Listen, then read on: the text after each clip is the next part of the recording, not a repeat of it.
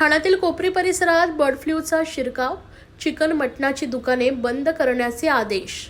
ठाण्यातील कोपरी परिसरातही बर्ड फ्लूचा शिरकाव झाल्यानं प्रशासनाची डोकेदुखी वाढली आहे।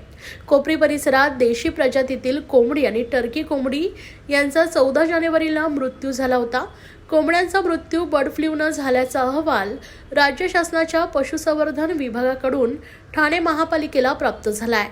त्यामुळे कोपरीमधील चिकन आणि मटणाची दुकाने पुढील आदेश येईपर्यंत बंद ठेवण्याचे आदेश पालिका प्रशासनाकडून देण्यात आले।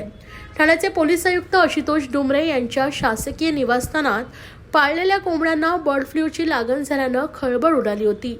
या रोगाचा प्रसार जिल्ह्यात इतर ठिकाणी होऊ नये म्हणून जिल्हा प्रशासनानं पावलं उचललेत।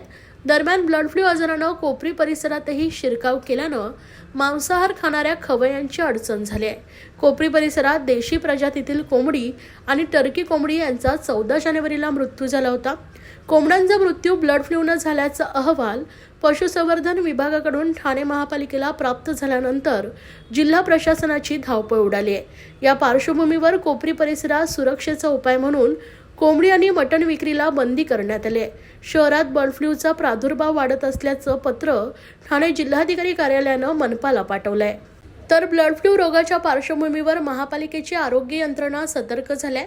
त्यानुसार यावर उपाययोजना आखण्यात आल्या आहेत। यात कळवा येथील छत्रपती शिवाजी महाराज रुग्णालयात विलगीकरण कक्ष सज्ज ठेवण्यात आला आहे। तसेच पुरेसा औषध साठा, डॉक्टरांसह इतर पथकं देखील सज्ज झालेत। रुग्णालयात एकूण 19 बेड सज्ज ठेवण्यात आले आहेत। त्यातील 15 साधे तर 4 ICUचे बेड आहेत। तसेच डॉक्टर आणि परिचारिका यांचेही पथक तयार ठेवण्यात आले आहे। पशुसंवर्धन विभागाच्या उपायुक्त यांच्या अध्यक्षतेखाली एव्हियन इन्फ्लुएन्झा कंट्रोल मार्गदर्शन तत्त्वे जाहीर करण्यात आले। पॉझिटिव्ह सापडलेल्या पक्ष्यांच्या ठिकाणापासून 1 किलोमीटर क्षेत्रात सर्व चिकन व अंडी विक्री दुकानं जिल्हाधिकारी व दंडाधिकारी यांच्या आदेशान्वये बंद करण्यात आले।